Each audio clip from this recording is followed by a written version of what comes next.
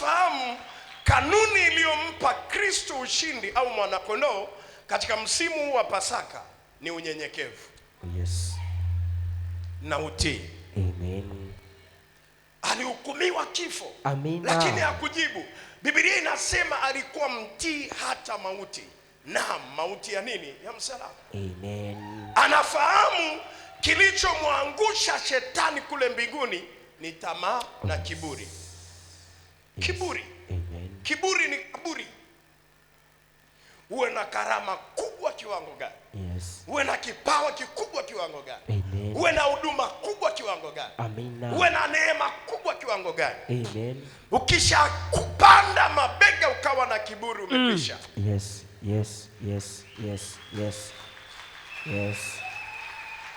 Kwa nini Mungu huwapa neema wanyenyekevu na huwapinga wenye kiburi? Unaponyenyekea neema inaongezeka. Amina. Unapokuwa na kiburi Mungu anaiondoa neema yake juu yako. Amina. Kwa sababu hakuna mtu anayeweza kufanikiwa kwa nguvu zake mwenyewe, ni neema ya Mungu. Kabisa, kabisa, kabisa, kabisa. Hebu sema ni neema ya Mungu. Neema ya Mungu. Ni neema ya Mungu. Amen. Kutembea na Mungu ukiwa mtoto mpaka umekuwa kijana. Yes. Ukazivuka tamaa za ujanani. Amen. Ukiwa na Mungu ni yes. neema. Yes. Asante Bwana. Dunia ina raha zake na ina vishawishi vyake. Ina tamaa zake.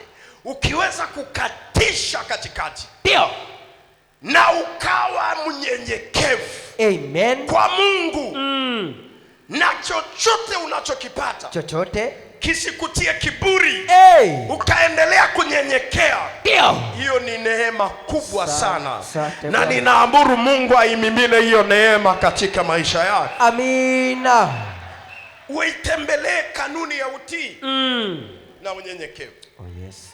Watu wote wenye viburi huwa wanaanguka vibaya. Yes. Wanaanguka vibaya. Amen.